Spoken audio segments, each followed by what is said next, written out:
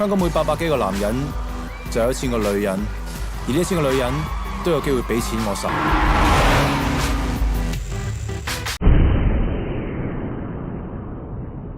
Halo para pejuang rupiah dan pejuang PLT, gimana nganggur hari ini?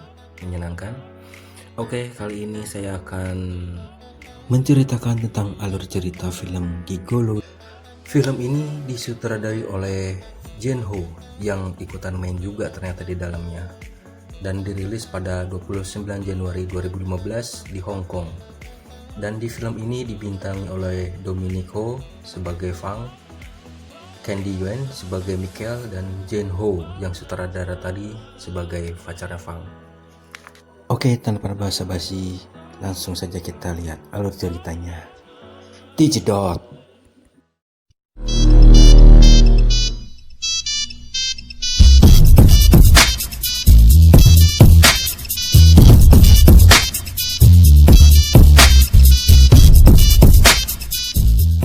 Di sini berceritakan tentang Fang yang seorang anak dari keluarga miskin, ibunya hanya menjual bebek packing, dan ayahnya tak tahu kemana. Saking banyaknya hutang, ayahnya jadi kabur.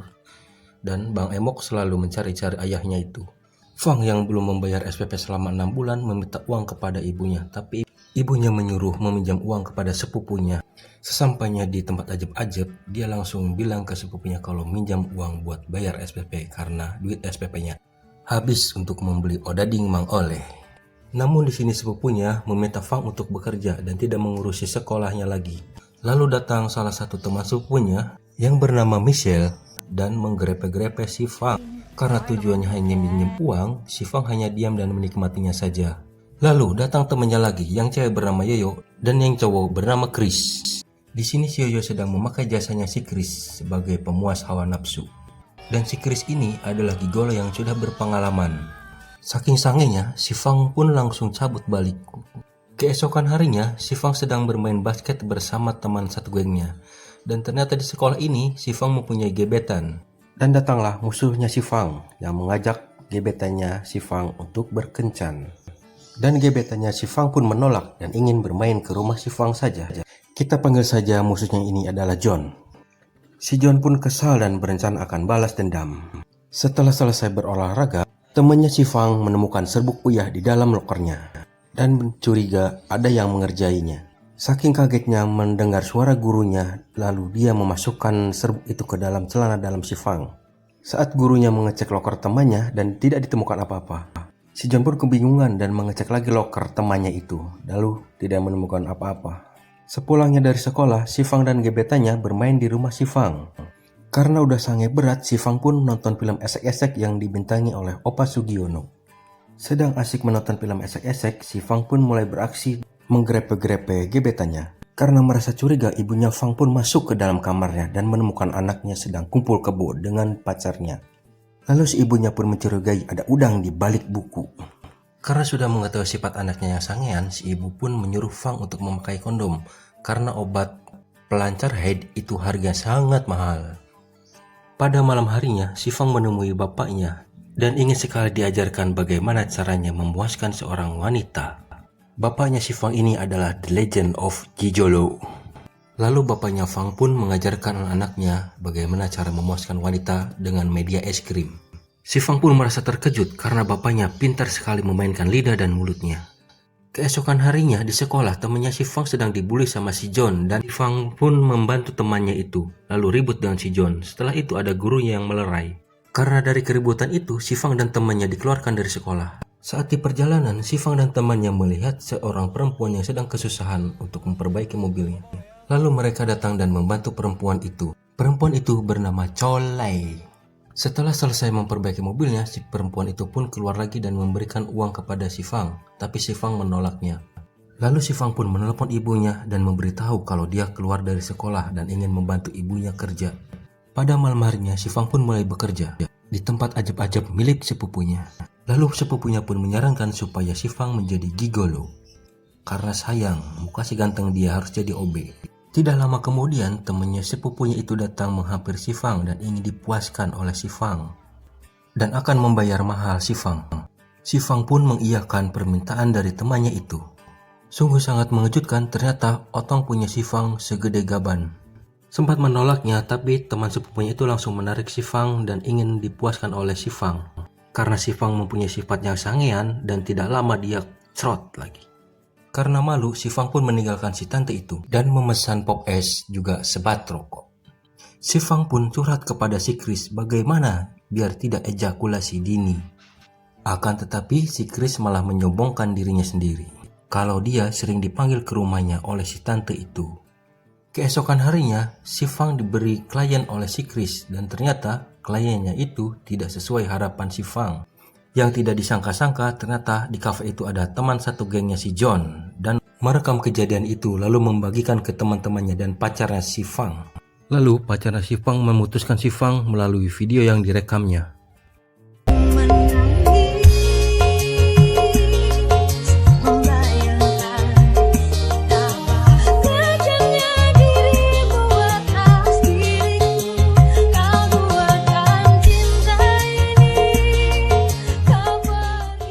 Lanjut.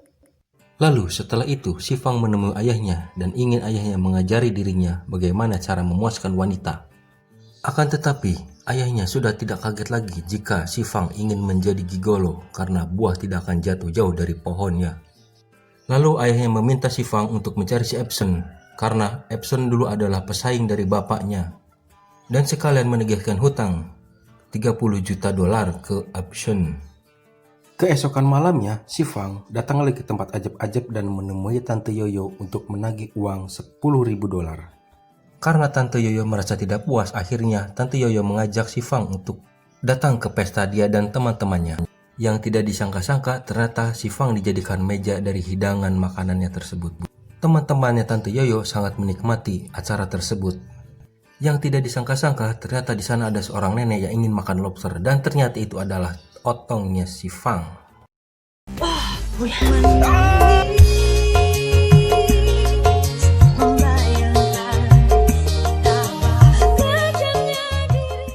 Lanjut.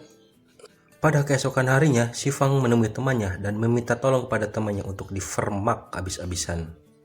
Si temannya pun menyetujui permintaan dari Sifang tersebut dan akan merubah penampilan Sifang menjadi lebih keren lagi, seperti si Epson Raja Gigolo.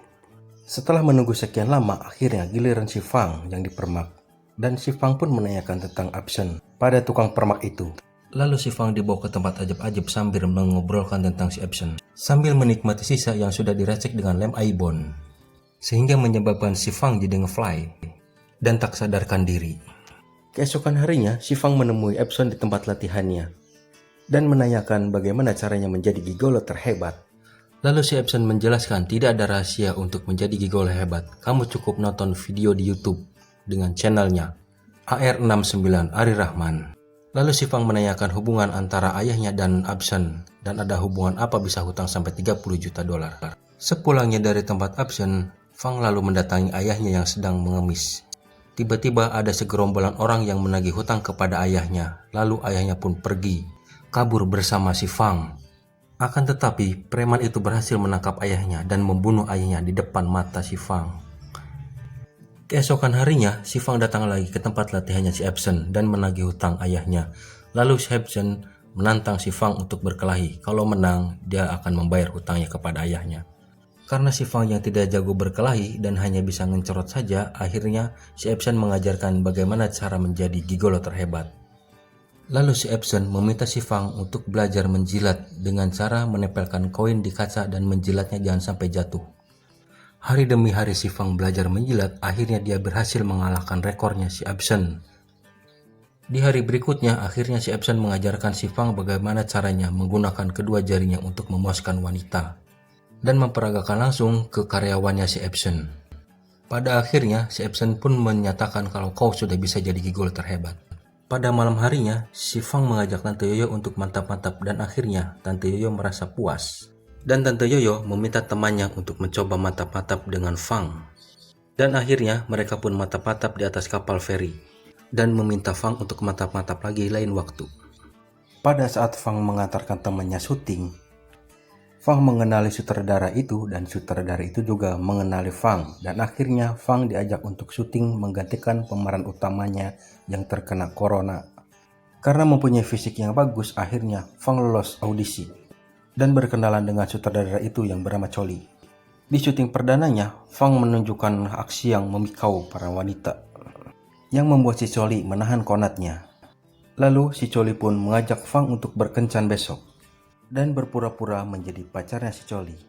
Lalu si Fang pun menyetujui ajakan dari si Choli. Dan ternyata si Fang diajak ke pesta temannya, yaitu si John, teman waktu SMA-nya. Karena si John masih mempunyai dendam pribadi sama si Fang, akhirnya si John berencana untuk mengerjai si Fang dan si Choli, yang dimana minuman mereka telah diisi dengan obat tidur. Tetapi si Fang menyadari akan hal itu dan memuntahkan kembali minuman itu.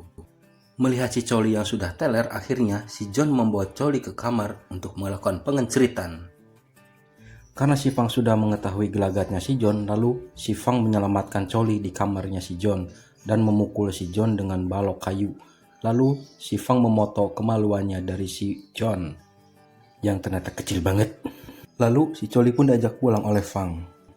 Satu waktu si Choli mengundang Fang untuk makan malam di rumahnya dan mengenalkan orang tuanya pada si Fang. Ternyata bapaknya si Choli ini adalah salah satu gangster terganas yang ada di Hong Kong. Alangkah kagetnya si Fang, ternyata ibunya si Choli adalah tante-tante yang pernah mantap-mantap dengan dia.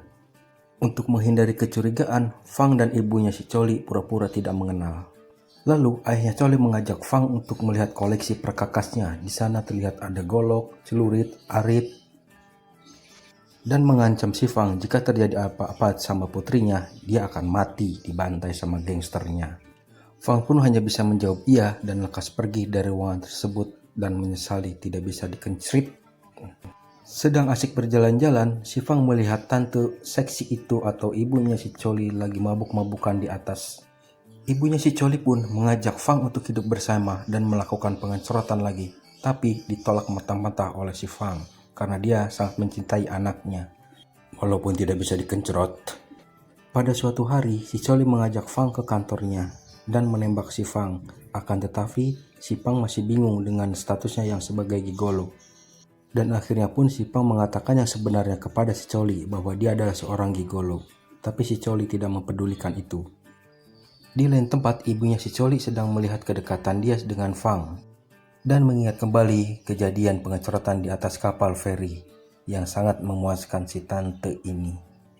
Sedang asik-asiknya menonton sambil minum marimas, akhirnya si tante pun teler dan ketiduran tanpa sadar laptopnya masih nyala. Di saat waktu yang bersamaan, si bapak pun kaget mendengar suara au-au di kamarnya. Dan ternyata suara itu berasal dari laptop istrinya. Si bapak pun sontak kaget melihat istrinya sedang matap-matap bersama si Fang. Pada malam harinya, sedang asik berjalan-jalan, si Fang diculik oleh orang-orang suruhan bapaknya si Choli. Di rumahnya, bapaknya si Choli pun amuk-amukan kepada istrinya dan berencana akan membunuhnya dengan si Fang. Mengetahui ini adalah kelakuan bapaknya, si Choli pun langsung pulang dan menahan bapaknya untuk tidak membunuh si Fang. Akan tetapi bapaknya kekeh akan membunuh si Fang. Di saat waktu yang bersamaan, istrinya pun menodongkan senjata pada suaminya dan menembak suaminya sehingga mampus. Si Choli pun langsung menahan ibunya dan tidak sengaja ibunya menembak si Choli sampai terkena di perut sampingnya. Karena sudah gelap mata, ibunya si Choli pun mau menghabisi si Choli sekalian dengan pisau bapaknya. Akan tetapi, si Fang berhasil menyelamatkan si Choli dengan membunuh istrinya si gangster itu dan membawa si Choli ke rumah sakit terdekat. Di lain waktu, kehidupan Fang pun sudah berubah. Dia sudah menjadi orang kaya dan ternyata dia menikah dengan Choli, anak dari gangster itu. Kehidupan mereka pun sekarang sudah bahagia dan si Fang sudah berhenti menjadi gigolo lagi. Dan cerita pun tamat.